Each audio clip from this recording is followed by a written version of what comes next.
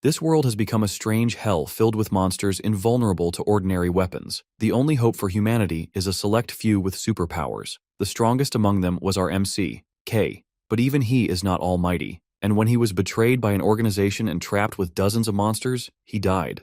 Fortunately, he regressed back in time to before the apocalypse. He was reborn in the body of a baby, retaining his knowledge of monsters and his main power, which allows him to absorb the powers and abilities of the monsters he kills. After looking around more carefully, he realizes that he has somehow become a baby. As he's trying to figure out what in the world is going on, a slippered foot walks into his room. Kay immediately goes on alert, backing into the corner of his crib as the strange person looms over him.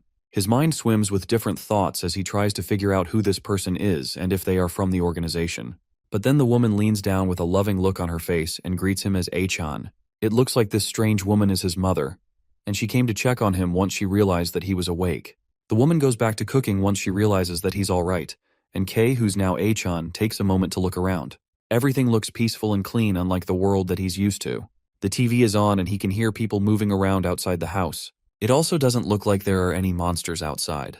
This is clearly an era of peace, and for him to suddenly find himself here as a baby, that means that he must have gotten reincarnated. He is now in another world where the catastrophe didn't happen, and more importantly, there's no organization here.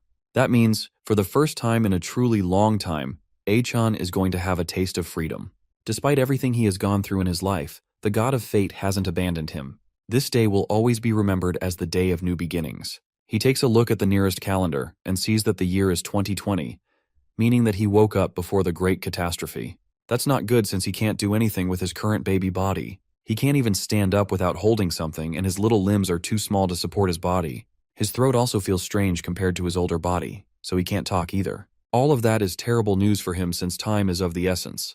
There's no time for him to just be a normal baby when the world is about to enter the apocalypse. A-chan looks towards his mother and wonders if she is someone he can rely on. Instead of relying on her, though, maybe he can just use her like a puppet to achieve his goals. She has to be good for something. Even if she doesn't look too reliable, she's the only adult that he can get access to. He wonders if she is at least flexible, but several boxes falling from the shelf is enough to disprove that. She isn't good with her hands either, as she piles an impossible high amount of flour into a bowl while cooking. Neither is she good at cooking, and she almost burns down the house while trying to make breakfast. It's obvious that she can't do anything, but she at least tries her best to take care of her baby, even with her hair roasted by the fire she caused earlier. It already feels like the end of the world, and the future of his new life looks rough. The doorbell rings, and his mother goes to answer the door and receive a package that just recently came in. Before she opens the door, though, she has to find her wallet so she can pay for the delivery. As she leaves to find her wallet, A-chan tries to remember the last time he has heard that word.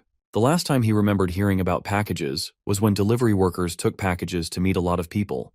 Those delivery workers also happened to be infected, and it ended up being a terrifying situation. As he starts to realize the situation and what that package delivery might really mean, the door slowly opens, and a ghoulish voice comes in from the other side, urging him to take the package. As the door fully opens, it's just as A-chan predicted. The person on the other side is infected, and they have turned into a delivery monster. A-chan can't be scared, and even with his baby body, he has to find something to use to defend himself.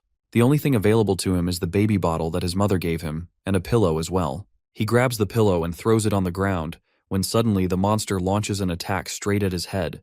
The powerful blast cuts through the crib, and A-chan grabs his bottle before making a quick escape out of the crib, and landing on the pillow that he threw to the ground earlier.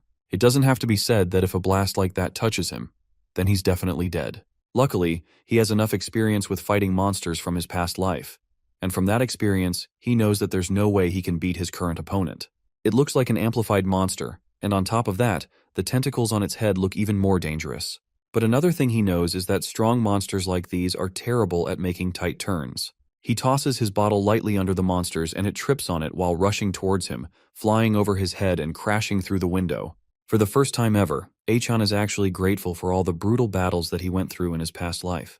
As he's celebrating his victory, a tail sprouts out from his back and rushes out the window after the monster. It reaches the dead body laying on the street and eats up the monster core like a living being. A-chan grabs the tail and looks at it as it munches on the monster core. He's familiar with it, since this is the ability he had in his previous life, the Tail of Toady. It's a powerful ability, but he has no idea why he still has it even after reincarnating. The Great Catastrophe is set to happen 4 years in the future, and Kay in his past life was born 3 years after that. He doesn't know what's going on, but he's incredibly lucky to get this ability out of nowhere. In his past life, he got the ability after absorbing the core of a monster that also had the coyote tail. Another fortunate thing is that the younger someone activates their power, the stronger it will turn out to be. To test it out, he turns his hand into a sharp blade and uses it to strike his crib, bending it instantly. In his past life, he awakened as an S-class when he was 7, but since he has this power as an infant, then he will become the legendary triple S rank this time. This is his ticket to riches, fame, and beautiful women. In that case, he doesn't need to stick around in this house and play the role of a clueless baby. As he crawls away to start his new life, the crib that he bent earlier starts to fall, and its aim is right on top of him. Achan tries to move out of the way, but his body gives up on him, and he's left unable to move. The metal crib eventually cracks and starts to fall to the side, and the last thing he sees as his eyes close is his mother desperately rushing to his side as the crib falls. He remembers his past life and his ruthless master that put him through many horrible trials. The man made him do disgusting things like eating dog food to survive. Things like that were to prove that he really is just the organization's dog. Achan grits his teeth, angry at the fact that he is referred to as the organization's dog. He wakes up slowly as the sun starts to shine on his face. It looks like he blacked out after defeating the monster. He slowly pushes himself up and sees his mother sitting close by and writing in a book. It looks like she managed to save him after all.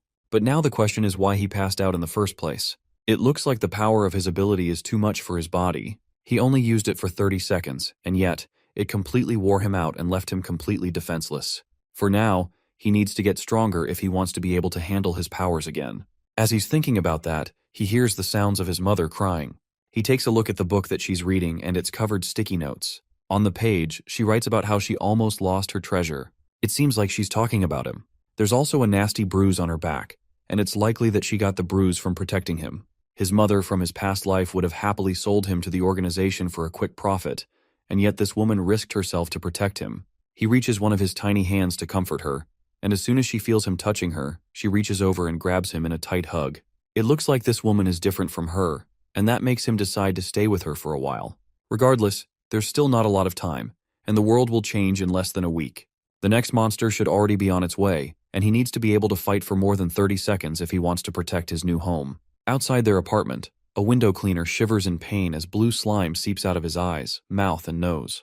The blue slime slips down and enters the drain pipes below him, on its way to somewhere specific. As Achan is considering his next steps, his mother brings something over to him covered in a red blanket. She removes the blanket to reveal a dog inside a cage for him.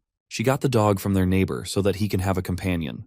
Achan remembers the dog from his past life. It was a fierce mutt, and he never thought he would see it again in this life. On top of that, the dog is way too big to be a baby's playmate. However, this might turn out to be a good thing for Achan. His mother might be a bit ditzy, but it looks like she can be useful sometimes after all. If he trains the dog right, then it can end up becoming a strong ally, and it can even grow into a means of transportation. Having a big dog might not be so bad after all. His mother smiles at the little grin on his face. It looks like she made the right decision, and it at least made him happy. She leaves the two of them to play while she goes to do some more chores around the house. Achan stares the dog down as he wonders what he's going to do with it. For now, he's going to need to feed it first. He gives the dog a sausage from the kitchen and orders it to eat. If he eats it, then Achan will become its master, and the training can begin. Despite the baby's attempt at forming a contract with the dog, it seems like it's too simple-minded to understand what they are doing.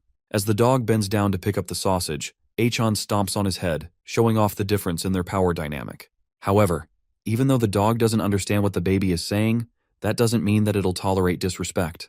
It punches Achan with two well-placed paws to the face, sending the baby flying.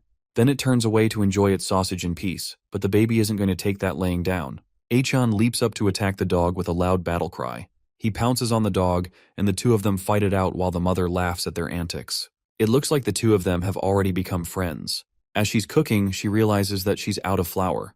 When she bends down to try and find it though, a blue slime monster comes up from the sink and towers over the fighting dog and baby, aiming directly for the oblivious woman who is still trying to find some new flour to use and cook. The slime monster lifts into the air and aims directly for Achan's mother. The dog springs into action and rushes to go for the monster before it can hurt her. It gets there just in time to push her into the sink cupboard before the slime can attack her. Thankfully, the mother doesn't know what's going on, while the slime and the dog fight behind her. Achan watches the whole thing happen with an unimpressed look on his face. The monster is way too weak to cause any real problems, but it'll still be troublesome to deal with. Its liquid makes slashing and stabbing attacks useless, so they have to find another way to deal with it. His mother tries to get herself out of the cupboard, but she's more concerned about the pain in her head, not even realizing the intense battle happening between the dog and the monster behind her. The slime eventually starts to envelope the dog, and begins to morph into something different. Achan is going to have to act fast before things get out of control. He remembers from his past battles that the slime monster is weak to dryness, so he has to find something to use to dry it up. He immediately notices his bottle filled with powdered milk and opens it before tossing it at the monster. The slime recoils and shrinks in size before bouncing around the room. Losing moisture thanks to the milk sent it into a panic, and it's reacting because of it. Achan takes the opportunity once it stops moving to trap it under a dustbin. It looks like things have cleared up, and both the dog and his mother peek their heads up from behind the kitchen counter. His mother then accidentally spills flour on the both of them, leaving them more disoriented than they already were. Because of the flour spill, his mother rushes off to go and wash herself off before the flour stains her outfit. Meanwhile, Achan continues to enjoy the thrill of managing to catch a monster. Slimes can be used as a natural monster repellent, which means that if he manages to spread the slime's liquid on the windows, then it can act like a deterrent from any monster attacks that may happen in the future. Suddenly, the dustbin starts to shift, and the slime leaps out from under it, taking advantage of the silence as an opportunity to escape. The dog gets in front of it before it can get too far, and Achan rushes over to try and trap it again, but it still manages to slip away, this time completely avoiding getting trapped under the dustbin. Before it leaves, it raises a middle finger at the two of them as it slips out the window. The slime came to their home on its own and caused chaos, and then had the audacity to try and leave on its own. It may be weak, but it's too cocky for both of their likings, and that makes them too angry to allow it to escape freely. Achan grabs a nearby umbrella as a weapon and climbs onto the dog as a trust steed. It's time for him to chase after the monster before it gets too far and causes even more trouble. There's no way they can let it escape so that it can cause more trouble for them or others in the future. They get to the ground floor of the building and see the slime perched on top of a building. It drips its liquid on the head of a girl passing by, and she looks up just in time to see it leaping down and trying to swallow her up. Achan and the dog rush to their rescue as the baby tries to figure out what to do. If he uses his own strength, he definitely won't be able to hold out against the slime, but if they let the monster feed on the girl freely, then the place will end up becoming a sea of blood. That kind of scene is something that Achan has seen enough of in his past life. The dog is just fast enough to reach the girl in time and leap over her, while Achan opens up the umbrella and blocks the rain of slime before it can hit the girl. The slime is not deterred and jumps off the umbrella, this time aiming to attack the dog and baby directly. Since Achan can only use his powers for a short time, he has one shot to use and end the monster in an instant. He shoots an enhanced punch with his powers, blowing through the monster immediately and destroying it. The slime explodes and rains down on the area, completely defeated, while Achan and the dog stand victorious after the short battle. Thankfully, he was in time to save the girl before she became slime food, but she also saw him use his powers, and she looks terrified. Without wasting a second, the girl takes off sprinting down the road without looking back. It's understandable that she ran away, considering the scene that she just witnessed. The more difficult thing to think about is how long it'll take him to clean up this mess. His tail comes out from his diaper and goes to absorb the slime scattered around the street. It looks like the tail has the power to absorb another monster's ability. In his past life, the only way for K to absorb a new ability is if he switches it out with the previous one. However, now, the tail is quickly eating up all the scattered slime liquid and turning the power into his own. He tests out the power by forming a slime ball in his hand, and it really does look like the two powers are coexisting. In his past life, K tried his best to make sure that he switched abilities as little as possible so he wouldn't get caught by the organization. That ended up being his downfall at the end, but that doesn't change how strange it is that the tail of Tao T somehow evolved on its own. It could most likely be because of his age. The younger the age of a person when they start developing abilities, the stronger the power of the ability, and the faster the person is able to adapt to it. K became an eligible user for abilities at the age of 10, but everyone younger than him died. Most children can't survive monster toxins, and they all ended up dying as soon as they were exposed to it. But now, K is even younger than any of the other potential candidates from his past life, meaning that his growth potential is incalculable. While he was thinking about how to do things, the dog brought him back home safely. He jumps off the back of his trusty steed and uses his new slime powers to coat the area, ensuring that no monsters will be coming to his home anymore. But just doing that alone has already drained him of all energy and left him exhausted. There's no use thinking of getting new abilities or adapting to his current one, because his stamina is just way too low for him to be able to do anything with the powers. However, he doesn't need to worry too much about the potential future, since the monsters shouldn't come and disturb them anymore thanks to his slime barrier. Achan collapses to the floor in exhaustion, and the dog comes over to him with a menacing look in his eyes. It looks like it's finally time for the dog to get revenge for that humiliation earlier. The dog leans down and picks Achan up by the scruff of his shirt, and for a moment, the baby thinks that he's about to be turned into dog food. Back in the apartment, his mother comes out of the shower, fully cleaned of the flour that poured earlier. She heads to the living room to see how her son is doing, and sees him snuggled up with the dog on the floor. It may look like they are snuggled up, but Achan is struggling fiercely against the weight of the dog on top of him. Hours pass, and the baby is able to free himself from his fluffy prison to get to work on protecting the apartment. He manages to coat the windows and vents and also the drainage pipes with the special slime. Now, even if a major disaster hits the house, they will be safe for a while. While doing all of that, he was able to figure out the current state of the Taoti tail. Apparently, it can stock up to 4 abilities at once, unlike in his past life where he had to swap out one for another. Right now, he can use both the Taoti tail and his slime powers, but only for about half a minute. In order to prepare for a major disaster, he's going to need to do other things. One of the first things any survivor desperately needs in the apocalypse is supplies. The biggest cause of death after the disaster wasn't even the monsters. It's the starvation caused by disrupted logistics, which eventually led to the desperate scramble for supplies. If someone can manage to stockpile on supplies early on and avoid the conflict altogether, that person can even create followers and have people on their side during the most dangerous parts of the disaster. Achan will need to prepare it as soon as possible, but as a baby, there's a limit to what he can do. Supermarkets are crowded, and eventually, places will be full of monsters. If even one person gets infected, the disease will spread around rapidly with no hope of slowing down. With his current body, Achan definitely won't be able to handle a large horde alone, but there also aren't many places that he can get supplies from right now. As he's thinking about any other options he might have to get supplies in the future, his mother's phone rings on the living room table. He goes to check who it is and sees messages coming in from the landlord's group chat. Luckily, her phone isn't locked, so he can easily open it up and see what's going on. The people in the group chat are discussing a weird virus that's spreading around and how people infected by the virus are becoming monsters. It's clear that they don't yet know the severity of the apocalypse that's coming, and Achan is more than happy to enlighten them a bit about it. He sneakily creates an account and hops into the room, informing people about how a great disaster is coming and they need to get their supplies before everything goes to chaos. Although he's trying to help them by giving them carefully guided instructions, it's clear that no one believes him. The fact that he doesn't even have a profile yet since he freshly created the account also doesn't help his case. There's nothing for him to do as a baby, and online forums aren't much help either. At this rate, all of them will end up dying before the organization even forms. A friend request suddenly comes in on the phone. He accepts the request out of curiosity, and the person on the other end cuts to the chase and tells him that they want to make a deal with him if he is really searching for supplies. The person's username is Hot, and it sounds familiar to the baby. That was the same name of a woman who worked for the organization that was also named Hot. His guess is spot on, and the person on the other side of the screen is indeed the Hot that he's thinking of. She relaxes against the chair in a room filled with computers and gadgets while texting him. It looks like things are about to get very interesting for her. It's clear that whoever she's talking to is a very cautious person, however. Before making any type of deal, they want to hear what her plan is. Talking to them has already become very troublesome, and they've barely spoken any words to each other. So she decides to be direct and make him a proposal in hopes of sealing their deal. She offers to give him all the supplies he wants, whether that be food, water, armor, or whatever else they may need. The only thing that she will place a price on is any information that he needs. That goes for 100 million yen.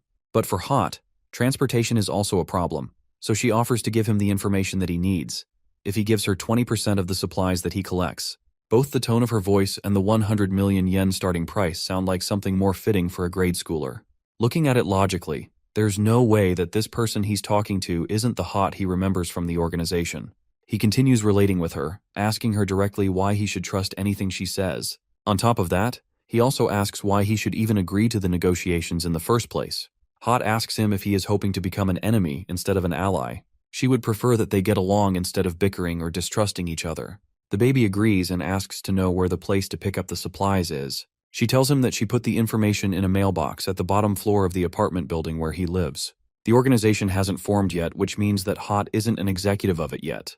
And despite that, she's still a dangerous woman who uses information to toy with people for her own gain. Once she sets her eyes on her target, she will use every trick she knows to exploit the person to the fullest extent that she can. There's no way she would want to get along with someone that she just started talking to. She just wants to lure him into a trap using information as the bait. This time, however, Achan is wise to her tricks, and he will be the one to stir things up, not her. He takes a rest first and sleeps for 2 hours. By the time he wakes up, his used-up stamina from earlier is completely recovered, and he's ready to go and get the information he needs.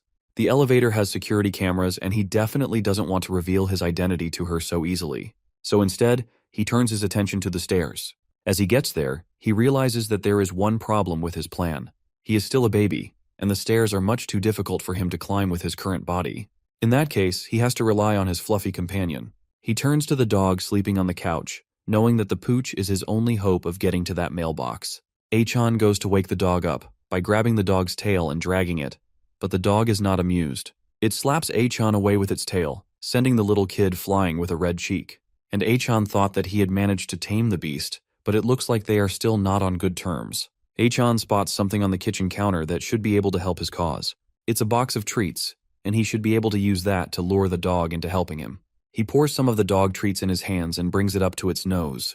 In a matter of seconds, the dog gets up and agrees to the deal immediately. It looks like despite its strong face, the mutt is actually rather easy to please. With his transportation secured, the next step is getting to the place where Hot dropped the information before his mother wakes up. He rides the dog through the apartment building and eventually reaches where the mailboxes are. Inside one of the mailboxes, there's a pink letter sticking out of it. That's obviously what his target should be. But there's also a camera watching the area as well. It's obvious that Hot wants to use the camera to confirm his identity. If that happens, then his information will be sold immediately and he will lose his upper hand. Hot doesn't mess with people she doesn't know, so Achan has to keep his anonymity no matter what. In that case, he just has to throw her off. The baby activates his powers, stretching slim red tendrils around the room and scanning the surroundings for anything suspicious. Besides the apartment's security camera, he manages to find 3 other hidden cameras most likely installed by her. It's obvious that she desperately wants to expose his identity. Hot laughs in her computer room, eagerly waiting to see what kind of sucker will fall for her trap this time. However, without anyone getting close to the mailbox, she receives a confirmation from the person that she's been speaking to that he has already collected the information. She desperately looks through the camera footage, but the only thing she sees on the feed is a dog idly standing beside the mailbox. Little does she know that behind the dog is the target of her annoyance, sneakily trying to read the letter without her knowing. He managed to figure out where the camera's blind spot was, and used his furry companion to hide and read the letter subtly. He grabs the flyer from the mailbox and rushes away without being seen. The flyer points him to a clearance sale deal in a supermarket within the area, and that's most likely where he needs to go. As he reads through the flyer, Hot anxiously blows up his phone, asking him to reveal who exactly he is. He taunts her back by telling her that he will reveal his identity if she gives him 100 million yen. That angers Hot even more at the fact that whoever this person is, they are clearly underestimating her, and she wants to make sure that they regret it. She activates a spider surveillance system hiding within a drain and orders it to scan the entire building. The spider-looking device is equipped with a camera, as well as being dustproof, waterproof, and resistant to temperatures, magnets, high speed, and electric shock. The spider makes its way towards Achan and the dog, but it's immediately stomped by a pair of fluffy slippers coming down the stairs behind them. Hot cries out in pain as her $30 million robot is destroyed in a matter of seconds. The person responsible for destroying it is his own mother, and she came down to look for them after not seeing them for a while. Hot cries over the loss of her spider device, but luckily it seems like the audio function still works. She can hear a female voice on the other, and then she realizes that the call function also works, which means that they should also be able to hear her. She picks up the mic and tries to threaten whoever is on the other end, warning them that they have not won just because they managed to squash her spider. Now that she has heard their voice, she can expose all of their messages and their dark past all over the internet. She continues taunting them, but whoever is on the other end doesn't respond. Instead, they continue talking to someone else, commenting how they are wearing light clothes and they could get a cold. That's when Hot realizes that the person on the other end can't hear her, and she's been talking to herself the whole time. On top of that, after doing a bit of research, even with her vast network and connections, she can't seem to find out who the person on the other side is.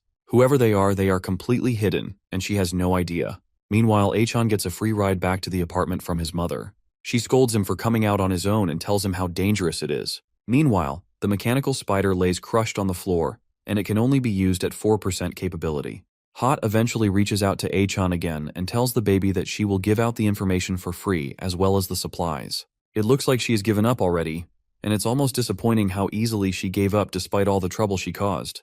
When they return to the apartment, Achan is surprisingly let off the hook for running out of the apartment. His mother thinks that the dog opened the door by itself and that the baby crawled out afterwards while still half asleep. Because of that, he won't be able to use the dog for a while, and it has been tied up to avoid any further instances like these. According to Hot, a warehouse-style supermarket will open soon, which means that she is going to give them supplies from an inventory that she stole from others. For Hot to do that so willingly, she's being rather generous despite everything.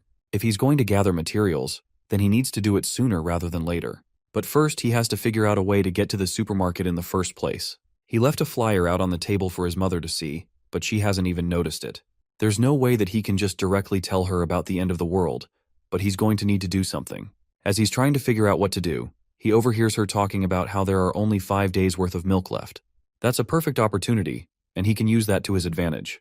He pushes over the cup of milk on the table, and then pretends to still be asleep when she comes over to check the noise. When she goes to clean up the milk, she finally notices the flyer on the table for the supermarket.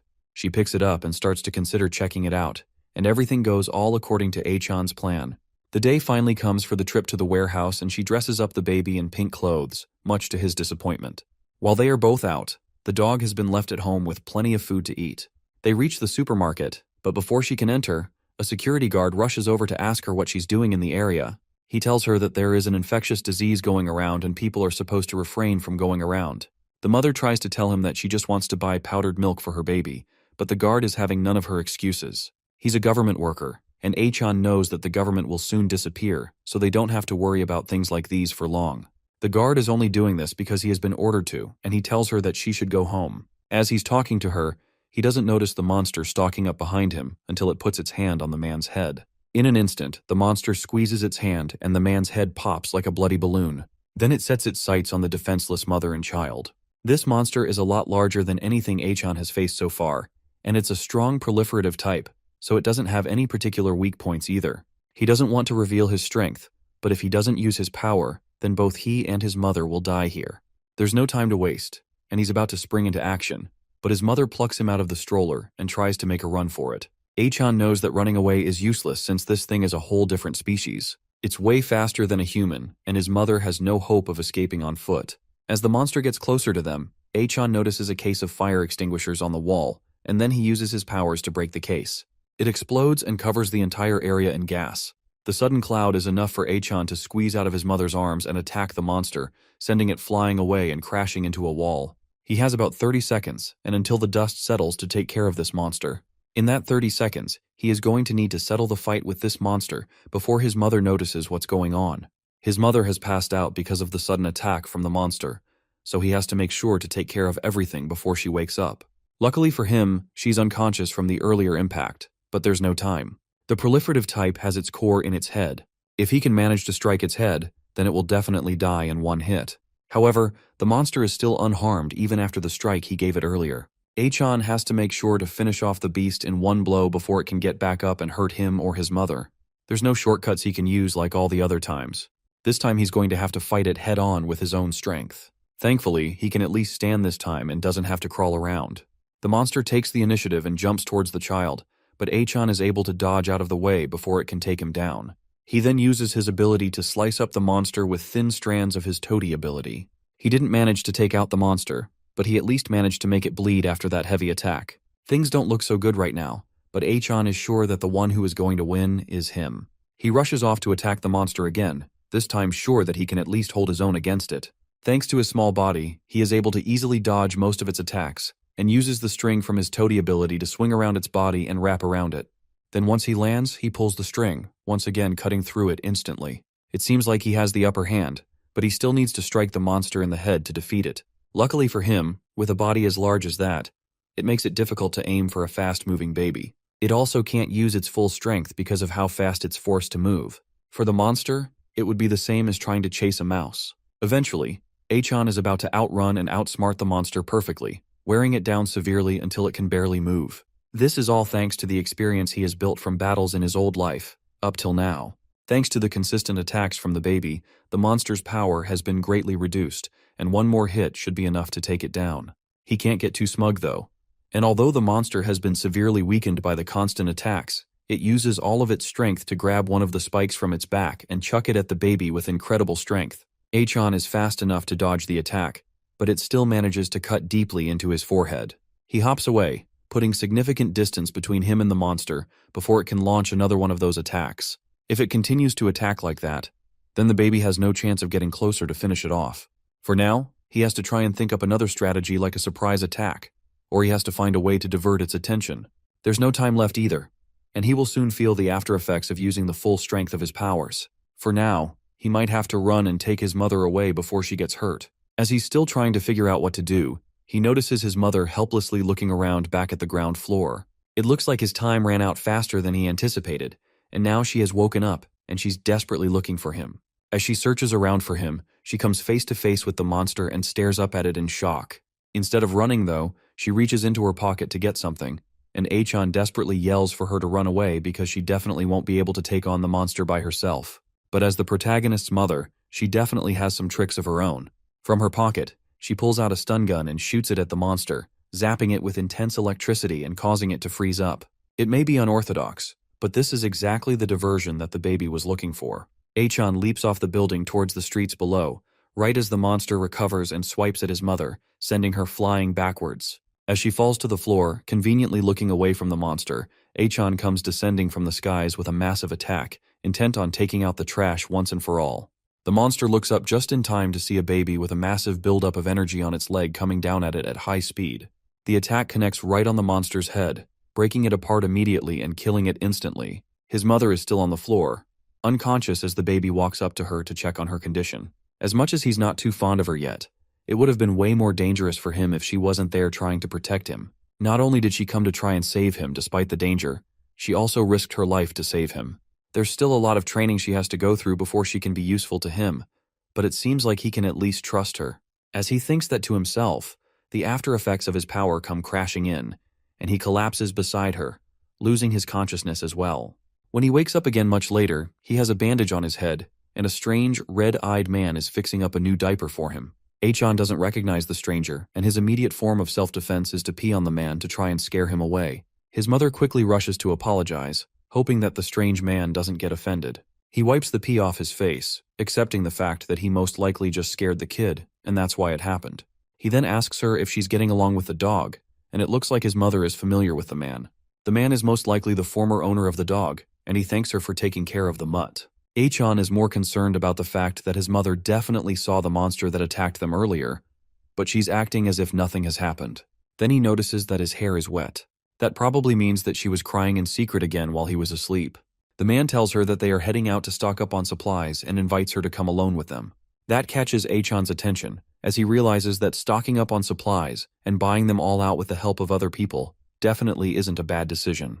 Before he follows along with them, though, he still has to retrieve the crystal core from the monster that he defeated. He jumps out of his stroller and hurries over to the monster's remains. Once he uses his toady tail to absorb it, he immediately gains the monster's power. This time it seems to be a hardening skill, and it has already fused to his bloodstream. It's not a bad skill, and now he can use his tail as some sort of shield. But before he crawls back to his stroller, he notices the strange man from before having a call on her phone. He's talking with someone, and they seem to be talking about the fact that he and his mother are both a burden to them. He also reveals that the reason he's bringing both of them along is because in an emergency, they can be used as decoys and at least be a little bit useful. The guy is definitely crazy, and it's clear that he has bad intentions. He tells the person on the other side of the line to take another vehicle and grab more supplies. As Achan listens in on the conversation, he accidentally bumps the truck he's hiding behind, and the man quickly turns around, ready to attack anyone that's eavesdropping on him. The man comes up to him, but he's clearly expecting to see someone threatening and instead sees a little baby, which makes him let his guard down. The man pats Achan on the head and asks him how he got all the way there. Then he gets back on the phone and tells the person on the other end that the baby heard their conversation. But he doesn't care about it since he's just a baby. On top of that, since Achan is just a baby, killing him won't be a problem. The baby bends his head anxiously after realizing that the guy is completely insane. They all pack into a car and his mother secures him into a child safety seat at the back. Then they prepare to set up, with the man and 3 other people in the car. Achan doesn't trust the crazy man to be the driver, but there's nothing he can do about it. If he could at least use his power, then he would be able to crush the crazy man in an instant and prove who is stronger. The others in the car get acquainted, and his mother tries to start a conversation by offering some snacks to the others. It's incredibly strange that these people seem so calm despite everything that's going on. Achan starts to wonder if they have even seen footage of the monsters, and why anyone would even go outside at the moment. The man starts the car and waves to the person at the compound that they are staying at as they leave. Achan realizes that their lack of awareness is probably a kind of self-defense. After all, even if people see monsters or corpses, it doesn't always mean that the world is ending. All they can do is act normal and try to hide their fear. As they continue to drive through the town, Miss Ling brings out a box of sandwiches to share with everyone in the car. The people in the car are all residents from the apartment building that Achan and his mother are staying at. There's his mother Ling Yingyu, a resident of room 502. Then there's Den Ku, a resident of room 103. And finally there's Ryu Kaisen, a resident of room 104. His mother continues to offer snacks to the others in the car as they drive to the supermarket. Ryu Kaisen asks his mother how she's managing to raise a child on her own, despite how tough it is. After all, she's young and beautiful, and it doesn't seem like she's working either. It's also dangerous to go outside with a child. His mother originally considered leaving him at home, but she has noticed that whenever Achan is left alone, he starts to act crazy. She had to bring him with her after giving it a lot of thought. Achan subconsciously tries to tell his mother to stop talking as she sighs while thinking of all the chaos that has happened because of her child over the past few days. One of the men at the front is Chin Minoru of room 504. The driver comments that Ling is useful in a fight, especially since she managed to take down a large monster with her taser gun. They also brought the dog as well in the truck that's following them, so they have some extra attack power if anything were to happen. Achan's mother doesn't remember what happened, and she doesn't realize that it's her child who did all the work. As they continue to drive through the town, the driver realizes that something is wrong. There should be more monsters around, but the place is surprisingly empty. Suddenly, he notices someone running on the road, clearly looking for help. As she's running through the road, looking for somewhere to hide, the wall of a nearby building bursts open and a hand reaches out for her. Then she is suddenly overrun by several monsters all at once. The driver tells them to hold on tight as he tries to maneuver the car to avoid a collision with the monsters and the girl. The car and the truck both drift to avoid the small crowd of monsters, and they manage to move by safely. The dog barks loudly in the back seat as the monsters crowd over the girl and pull her to the ground. She cries for help as the monsters pile on top of her and attack her. Today has been really hectic from the moment Achan and his mother left their house. They are surrounded by monsters, and Achan takes a moment to analyze the situation they are in. The bug-headed monsters surrounding the car all have sting marks on their necks. The handler of all the monsters must be some type of cyborg. The parasite handlers are parasitic-type monsters, and they have the ability to turn humans into cyborgs. Their power isn't much individually, but in large numbers, it's a different story. And as long as the handle runs around, the cyborg monsters will just keep multiplying. The best thing they can do is find a way to escape immediately. The rest of the bug monsters that aren't piling on the poor girl from earlier start coming towards the car to attack those inside. They are way too close for the driver's liking, and in a matter of seconds, one of the monsters manages to break through the windshield. Achan looks around and knows that it's definitely possible for them all to survive this situation, but he needs to drive them off quickly before they become overwhelmingly large. Unfortunately, though, he can only use his powers for 30 seconds, and if he wastes all of it here, then it's all over. He looks around the car and wonders if any of the passengers is able to fight. Ryu desperately looks out of the car at the girl who's getting beaten and devoured by the monsters. She cries for the other in the car to stop wasting time and save her. That immediately pisses off Achan as he realizes that she's going to be a burden to them going forward. Instead of trying to figure out a way to help everyone, she's crying for everyone to save her. They might as well leave her because it's not like she's useful in a fight.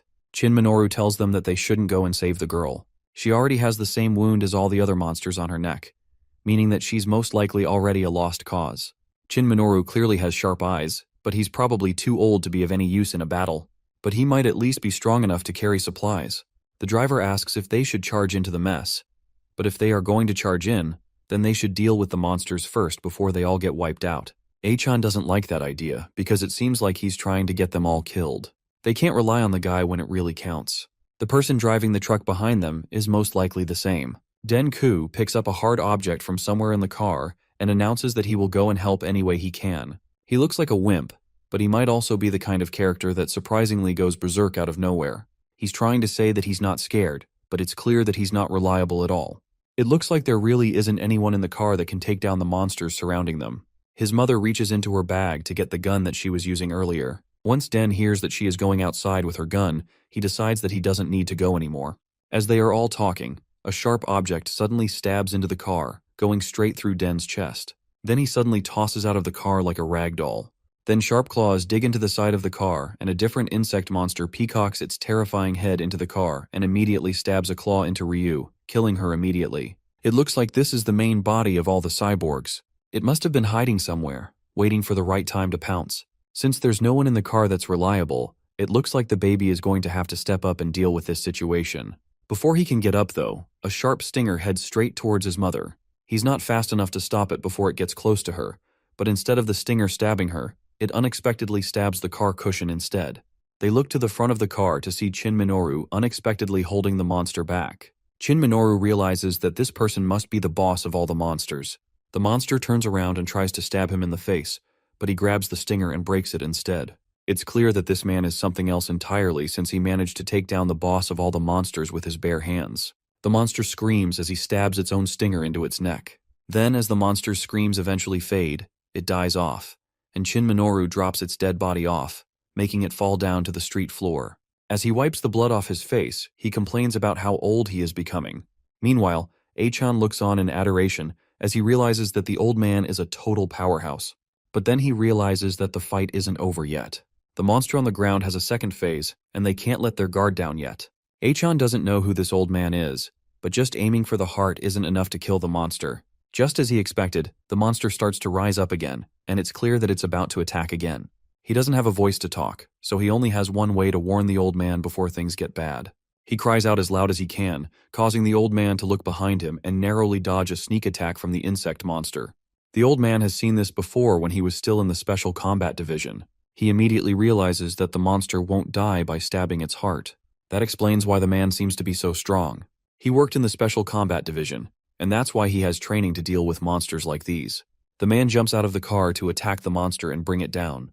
It looks like it won't die easily from simple methods, so Shin Minoru decides that this time, he will use all his energy to crush the monster once and for all. He grabs the monster by its head and slams his knee into its face, causing the skull to crack immediately. Just from the little fighting that he's doing, it's obvious that he has refined battle knowledge, and for him to make the decision to go for the head came very quickly. He should have realized sooner that the old man was from the military, and that he has special skills beyond the others in the car. In his past life, when he was the organization's dog, even though the military was already wiped out by the time he started going on, he heard rumors that after the government collapsed, the military became the largest force resisting the monsters.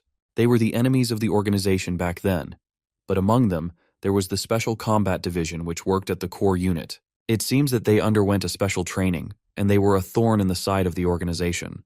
Thanks to the man's efforts, they can finally go to the supermarket and get the supplies they need. His mother initially suggests that they head home too, but Shin Minoru immediately shuts the idea down and tells her that if they go home, something else might happen, so they need to keep moving forward. It looks like they finally have a reliable person on their team, but now Achan has to figure out how to get this guy on their side. Maybe he can send out a fake military command, or he can blackmail Hot to make her send some insider info, or he can just cling to the man and force him to protect them.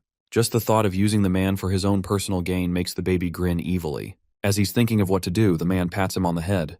Then he tells Miss Lin to stay close to him with Achan so he can protect them a little. She immediately agrees and promises to not be a burden to him and to follow him diligently. He tells her not to expect too much from him, and he just wants to help them. She thanks the man for his help earlier in taking down that boss monster, but he tells her not to mention it. After all, if Achan hadn't cried earlier, then he would have definitely died from the monster's attack. Then he tells the little baby that the more foolish someone is, the more they desire profit. That almost sounds like he could read the child's mind and know the selfish thoughts that he had earlier. Achan crosses his arms and decides to peacefully accept the help from the man. But he knows that Shin Minoru's personality will end up being his downfall. They finally reach the supermarket that they have been aiming for since the beginning, but the gate is closed. It looks like it's their day off. The ad said that the supermarket would be open, but the place is clearly closed for business. Achan knows that Hot is a master hacker and she probably shut the supermarket remotely. Suddenly the door opens up and the driver explains to them that he had a friend remotely open the door from somewhere else. As he says that, he smiles and flashes his phone, reminding them that they should remember to thank his friend later. That makes Achan suspicious, and he sneakily pulls his mother's phone out of her bag to check it. He opens the messages and sees that Hot sent him a message recently informing him that she saw their car on the security camera and opened the gate for them. That confirms that the driver definitely knows Hot. That makes things a lot more complicated for him, because Hot and the driver are both very suspicious people to him. They eventually enter the supermarket, and Achan is just tired now that they have finally reached their destination. The supermarket is huge and there are a lot of supplies in the warehouse. There are also no cameras in the area, so it looks like the baby doesn't have to worry about being spotted when using his powers. Then he notices that the old man brought a weapon rack with him. That's to be expected of a former Special Combat Division soldier, but now that they are in the supermarket, the man that's been guiding them this entire time has suddenly disappeared. There also doesn't seem to be any staff in the supermarket, so there's no way for them to buy or check out. As they are trying to figure out what they are supposed to do in the warehouse, they hear clapping coming from elsewhere in the building. They look forward and see the man from earlier smiling cheekily and tapping the boxes around him. Then he declares that everything in the store has already been purchased by his organization. The moment Kay dreads the most has finally come true. The person standing in front of him is none other than a member of the organization. Even Kay's dog doesn't like him as it starts barking furiously. The driver finally shows his true colors, confessing that he's only used all of them to gain access to the supermarket. Now that he's done with them, it's time to dispose of them like worthless trash. During his boastful monologue, Kay immediately spots a tattoo on the man's arm, which is a clear sign that he truly belongs to the organization. With darkness in his eyes, the man declares that the supermarket now belongs to the East Lotus Society, his voice filled with menace. His threat is especially aimed at the old military man. As he pulls a weapon from his pocket, he warns them not to move. The name of the society instantly catches Kay's attention. He realizes that this branch of the organization is anything but ordinary. They are a group of forerunners responsible for enforcing the hunting project. This group has already been spreading their crimes even before the calamity begins. That must be their reason for gathering supplies because they sense the coming disaster. Now Kay understands why he had a bad feeling about this man, something he sensed from his smug tone. But whoever this person is, Baby Kay is ready to take him down. Meanwhile, Lin and the old man quickly grasp the gravity of the situation and notice the lackeys surrounding them. But the old man is prepared as he immediately scoops up a shovel and hurls it at the generator. It strikes with force, embedding into the machinery that could burst at any moment, and the sound of a potential explosion starts echoing through the area. The driver, however, remains standing calmly, something the old man doesn't miss. In the next moment, the man smirks and pulls out a remote to control the cart. The old man realizes the situation is slipping out of his control. He leaps to tackle the driver, but at the last second, he's thrown back by a stack of cartons. The next moment, the old man finds himself staring down the barrel of a gun. With a chuckle, the organization member remarks that he won't let a military veteran slip away so easily. He then warns him not to move. But unexpectedly, Lin steps in, gun in hand, and warns the man to back away from the old man, or she'll shoot. She demands to know his motives. The man, clearly entertained, realizes just how spectacularly clueless she is for not having grasped the situation until now.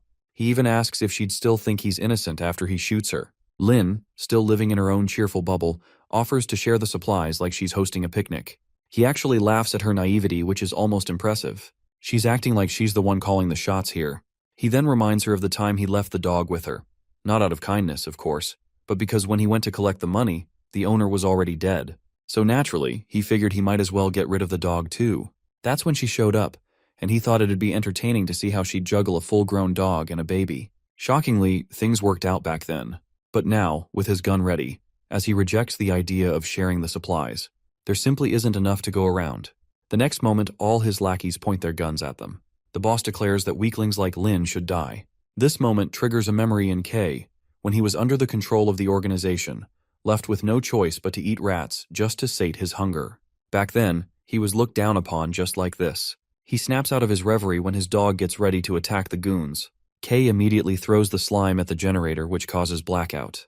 The next moment, darkness swallows everything, and the boss shouts for everyone to stop shooting until they can find light. At the same time, the boss raises his gun. Seizing the opportunity, Kay activates his power and is about to punch him when the old man suddenly intervenes, kicking the boss instead. Both Kay and the old man look at each other in astonishment. Kay understands that it's his bad luck to be seen by the old man, who is part of the military. Eventually, they might consider him a monster, and there's a real chance he'll be turned into a research subject because of his powers. As expected, the old man is thinking along the same lines as he is wondering whether Kay is a monster. Just as he prepares to attack, the baby Kay immediately leaps and settles on an upper rack, right in the old man's blind spot. The old man switches on his flashlight. Kay had also planned to turn on the light, but he's wary of the old man. He scoffs, realizing he has no choice now but to take the old man down first. However, his plan is interrupted by a sudden noise that alerts everyone. People look up and spot a slime that distracts the entire group. With a smug smile, Kay takes his usual seat in a trolley and prepares to enjoy the show. To his astonishment, the slime transforms into a doppelganger of the old man. It attacks him, and soon everyone finds themselves fighting against their own clones. The old man, too, braces for battle against his double, cursing under his breath at this new disaster. Lynn is terrified to see her perfect clone standing right in front of her and pleads with it not to come any closer. Her voice draws the old man's attention. He glances back and sees Kay crying nearby while his clone tries to climb into the trolley. The old man assumes he must have seen this clone before.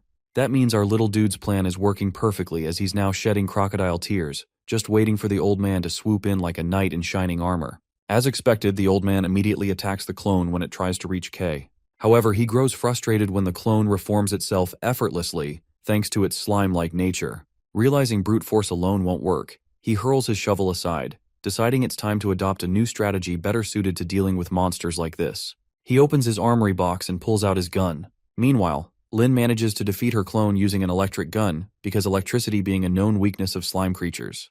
Kay also defeats his clone through a relentless barrage of attacks, another known weakness. In the end, the old man destroys his clone using raw firepower. But the battle isn't over yet. Another slime clone launches itself at Lynn, only for the old man to shoot it at the last moment. However, the creature is still alive, trying to refcur him, but the old man continues to fire, determined to finish it off.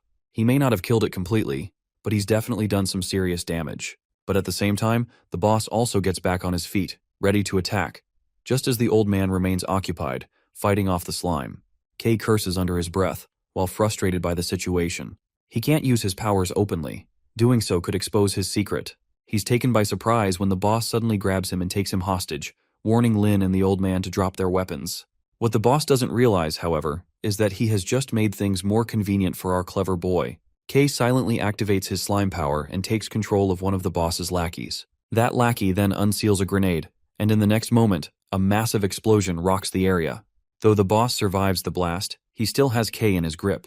Kay, however, uses the chaos to his advantage as he spots a first-grade crystal core and quickly snatches it with his tail before anyone notices. The boss, badly shaken and nearly killed in the explosion, rushes into another room and slams the door shut behind him in a desperate bid to protect himself.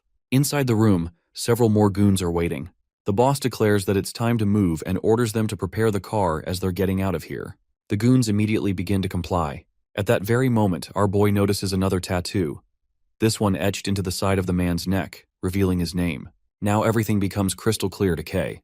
This person is none other than the true boss of the organization, Lai. He's the one who turned Kay's life into a living hell in his previous life. Back then, however, Lai always wore a mask, which is why Kay never got to see his face.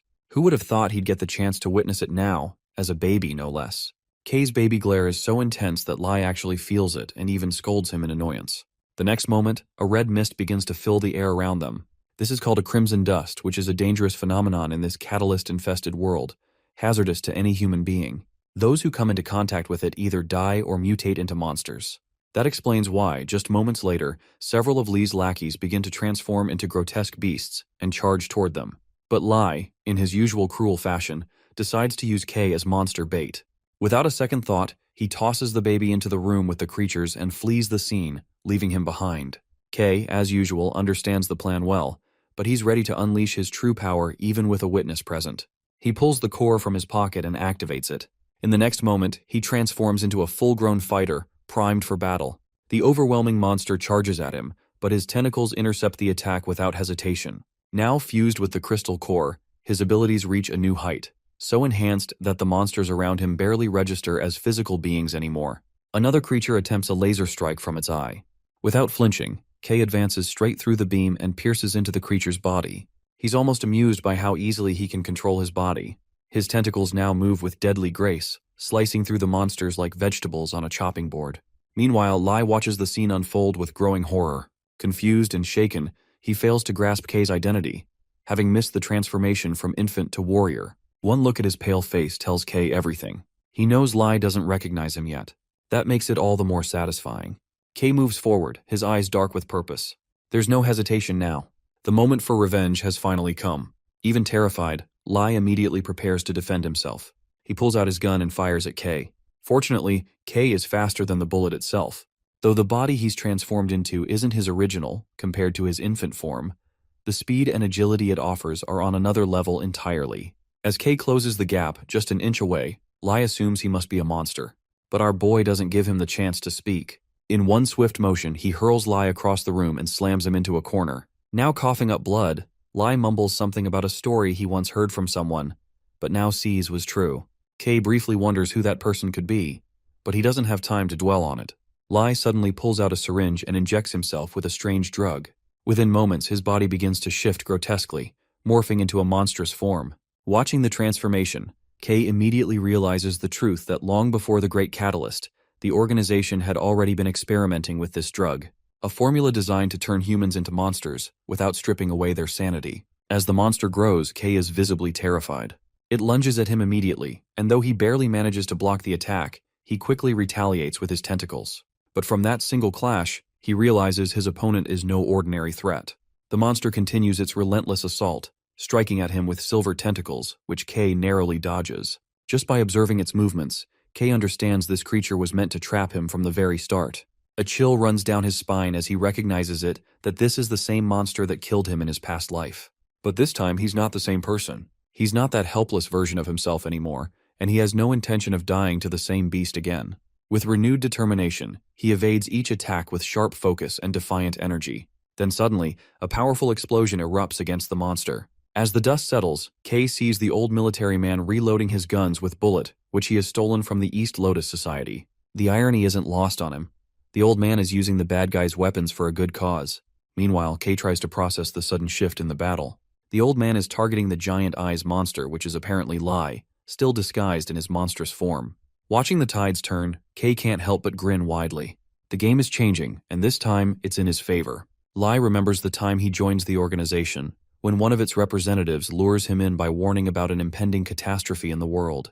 She makes it sound like joining the organization is the only way for him to survive. Then she hands him a drug as a gift for joining, while adding that it can help him uncover his true nature. At the time, as he looks at the medicine, he isn't convinced by her words. He thinks he already knows his true nature well enough. But once he takes the injection and awakens his monstrous side, he becomes convinced that she was telling the truth, because he is born into a monster that thrives on exploiting other people's weaknesses. For example, when he is just a kid, he tells a fat lady that her husband is cheating on her. When she gets angry, he adds as proof that he heard her husband calling her an ugly sleeping piggy a little while ago. The woman, who might be already insecure about her figure, immediately believes him and becomes furious with her husband. After getting hit, the husband decides to divorce her. When he leaves, she is devastated by her own perceived ugliness. And like a guardian angel, Lai lures her into his trap by promising to introduce her to people who definitely won't bully her. This is how he exploits people's hearts, by gaining their trust, then draining them later. His scamming nature has turned him into a con artist, a monster in human skin. That's why he is now born as a level 4 monster, Trickster Lai. Up until now, the monster our boy witnesses is just hallucinations. He sees the monster that killed him in his past life, and is scared to death by Lai's trickery. Meanwhile, Lai decides not to waste his energy, and waits for the right moment to strike back and win in the end. Suddenly, he is struck by a bullet, and startles to see the old man ready to fight him again. He is frustrated by the old man's long life, and immediately attacks him. But the old man stays hidden, launching attacks without revealing himself. Lai attacks again, but his strike is met with a series of explosions. The clash creates a large amount of smoke and dust, making it hard for him to see anything clearly. Taking advantage of the situation, Kay moves into his blind spot from behind. When Kay attacks, Lai curses loudly, furious that he has snapped out of the hallucination so quickly. Kay steps forward and declares that Lai is nothing more than a level 4 con man who can never be anything special. With that, he attacks Lai with his tentacles, making Lai curse those tentacles. In the next moment, Lai tries to create an illusion around Kay, but this time it doesn't work. He is frustrated by the failure of his skill. Kay remembers the time he tasted death in his past life because of the hallucination. While silently thanking Lee, he unleashes his full power. Lai is scared as Kay, with lightning speed, hurls himself toward him. Lai is bleeding profusely after being attacked by Kay. Kay then asks him calmly if he is done. But inside, he knows this is only the beginning. In 2 hours, another wave of crimson dust will hit. It will be nothing like what humanity has faced before. This will be a deformed tide that breaks hell open. As he prepares to finish Lai tries to stop him. Kay responds that he's not interested in his last words and is determined to end him. Meanwhile, the old man is also watching the scene unfold. Kay understands that Lai is a tough opponent who still wants to fight despite all his injuries. So, it's better to finish him off by going straight for his neck. Just as he's about to strike, he is hit by an illusion. His mother appears, pleading with him, asking if he's going to kill her too. He hesitates for a moment, and that moment costs him dearly as he is hit by a series of explosions. Taking advantage of the opening, Lai attacks again, and Kei barely manages to dodge. As Kei gets back on his feet, Lee declares that no matter what, Kei won't be able to kill him. He can now clearly read Kei's thoughts and predict his every move. Lai knows that Kei has only one attack left in him. At that, our dude considers leaving Lai to the old man. At the same time, like reading his thought, Lai dodges a bullet fired by the old man and mocks him, asking if he plans to just stand there like always.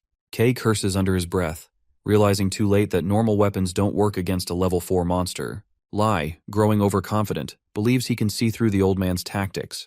With a menacing laugh and a declaration that he is a divine being, Lai heads toward the place where the old man is hiding. But as soon as he reaches the spot, a grenade planted by the old man explodes the moment Lai steps in. Seeing Lee injured, Kei compliments the old man's sharp instincts. Then he wonders where the old man has gone. As if in response, the old man appears behind Lai and is about to attack, but Lai dodges at the last moment. Lai prepares to counterattack, but Kei calls out his name to distract him. The sudden interruption startles Lee. Grinning, Lee asks Kei if he wants to know about his future.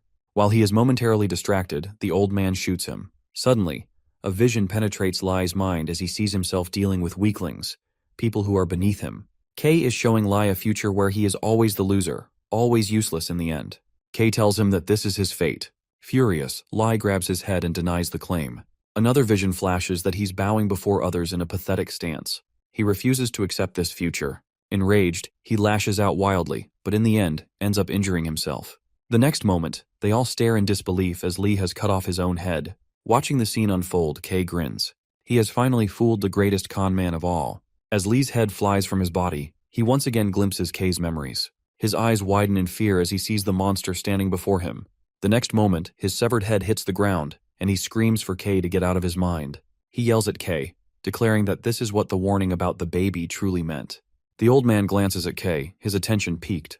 Lai continues, his voice strained that Kei is the egg of calamity, startling both Kei and the old man. Lai warns that by starting this revolution, Kei has forfeited any chance at a normal life. From now on, the organization will hunt him relentlessly. Before he can reveal more, another gunshot rings out and Lai is silenced by a bullet. Kei and the old man turn quickly toward the source. A new figure steps out from his jeep, calmly explaining that if one doesn't kill their enemy in time, they will become their own enemy. The moment Kei realizes the man is from the military, he goes on high alert. The newcomer calls the old man teacher, crediting him for the very lesson he just spoke. His name is Captain Lai On, but he is more famously known as the Snow Wolf. Before the student and teacher exchange greetings, another monster comes up behind Lai On. Without even flinching or moving, he kills the monster. Our guy, who is watching from behind the box, is astonished to see it. At that moment, the old man asks Lai On to be there on purpose because he intends to go home and look after his grandchild. While taking out his phone, Lai On pleads with his teacher to return to headquarters, as they are in a state of emergency. He then shows him a picture of his granddaughter, who is safe and sound. He reminds him that the military needs their commander. While listening to this, Kei immediately realizes that this old man is none other than the top commander of the military. Then Lai On asks the old man whether he wants to confirm his granddaughter's safety. The old man agrees to go with him. Meanwhile, Kei is scared and unsure of what to do. When he moves, it draws their attention. Before a moment passes, Lai On is already on him, gun pointed.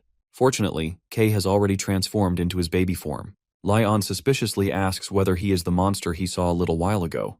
Kei, meanwhile, is scared to death, wondering if Lai On is going to shoot him. But the old man steps in, informing his student that he is the one who placed Kei there. While scooping him into his arms, he whispers to Kei to keep pretending. With that, Kei starts crying like a baby, which he literally is. Lai On comments on how well he goes with the baby. Suddenly, our boy senses a strange aura coming from Lai On, and looks at him closely. In that moment, he wonders whether he has seen him before in the organization. Later, Kei is placed in the nursery with the other babies. When the nurse places him in the crib, Lai On tells her to go back, and she complies without question. While pretending to sleep, Kei listens to all of this and wonders about the whereabouts of the old man. He also wonders about the place he's in. Suddenly, a baby starts to cry, drawing Lai On's attention. At first, he smoothly comments on the baby's energy and asks him to be quiet, but then his tone shifts as he uses his skill to make the baby fall asleep. Meanwhile, our boy is witnessing all of this, eyes wide in horror. He remembers that Lai On is quite an important figure in the organization, with the codename Tank. Not only that, he possesses a very rare and formidable ability in which he can exploit and explode the blood in anyone's body at will. He knows that Lai On has used his skill on the baby, which causes oxygen deprivation, making the baby unconscious rather than fall asleep naturally. He is someone K knows he must be cautious of, especially after his earlier attempt to kill him. Now Lai On is moving toward our baby. Meanwhile, K is thinking about his own abilities, which he has awakened too early, considering the organization has only just started. He wonders whether he is already one of the compatible few to awaken his powers before the end times. At that moment, Lai On decides to inspect K and tells him to be quiet. K holds his breath the entire time. As soon as Lai On moves away, K lets out a sigh of relief. Before leaving, Lai On comments on how fun it is. As he leaves, K glances around to make sure he's really gone. Then he immediately jumps to his feet. He recalls Lai, a con artist, someone who can manipulate minds. K has abilities like God-level absorption, which create a barrier in his mind to protect his thoughts from Lai. Now, to protect himself against Lai On, he tunes his blood flow, slows it down, and allows the fake blood to be automatically absorbed. After observing it, he looks around at the other kids and wonders whether they are also the Calamity Eggs. It's not like he isn't familiar with the term. He has heard it in his past life.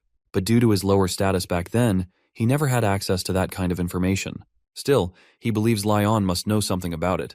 He then analyzes the situation with the military, which was eliminated in his past life by the organization. His thoughts drift to the old man, who clearly doesn't trust Lai On, since he wanted to personally check on his grandchild.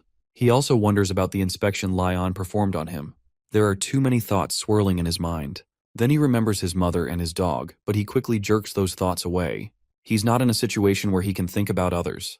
Right now, all he needs to focus on is his escape plan. He tries to open the door with his ability, but he can't use it.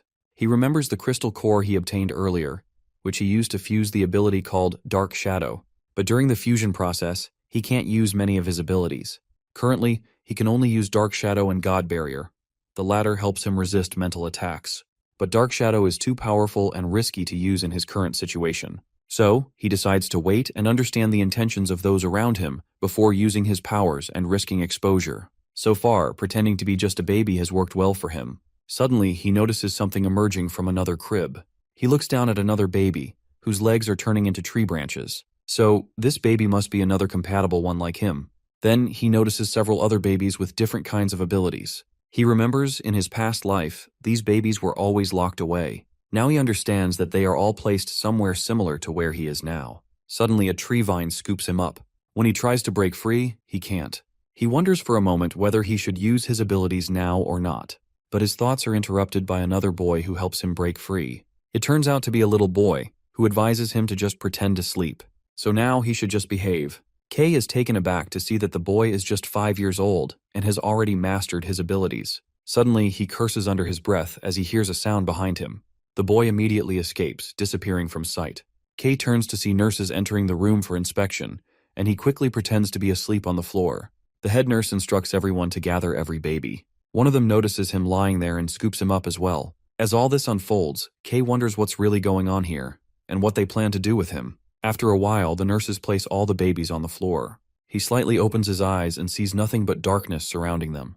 A chilling thought crosses his mind that are they going to be made to fight to the death? It wouldn't be surprising, as this was a trend in the organization during his past life. He also senses the presence of someone from the organization nearby. Slowly, he begins to crawl as other babies also start getting up. When he looks up, he spots Lai On the upper floor. Before he can process anything else, he sees a monster moving toward a baby.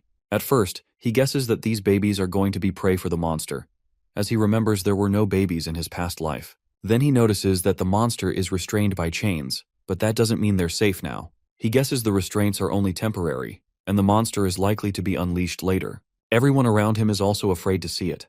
The boy from before steps ahead, scoops the crying baby from the monster's vicinity, and places him far away. Looking around at the babies and Lai On, he now concludes that they've all been gathered here to fight the monster in order to forcefully awaken their abilities. The purpose of gathering these babies here must be the organization's plan known as the Hunting Dog Plan. After Lai, the plan is entrusted to Lai On.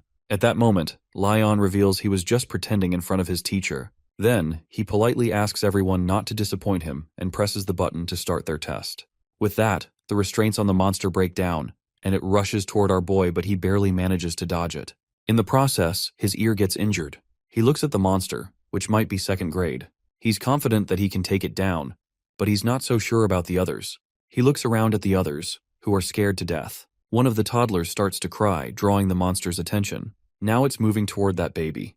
But the girl beside the toddler gets frightened, and with that, her tree branch ability activates. Several vines wrap around the monster. Kay gives the girl a thumbs up and hopes she can hold on.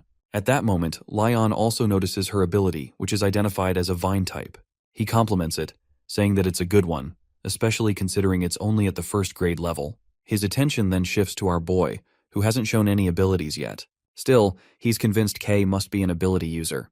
In his mind, he believes Kay will definitely activate his powers once pushed into extreme conditions. With that, the monster breaks free from the vines and prepares to unleash its full power.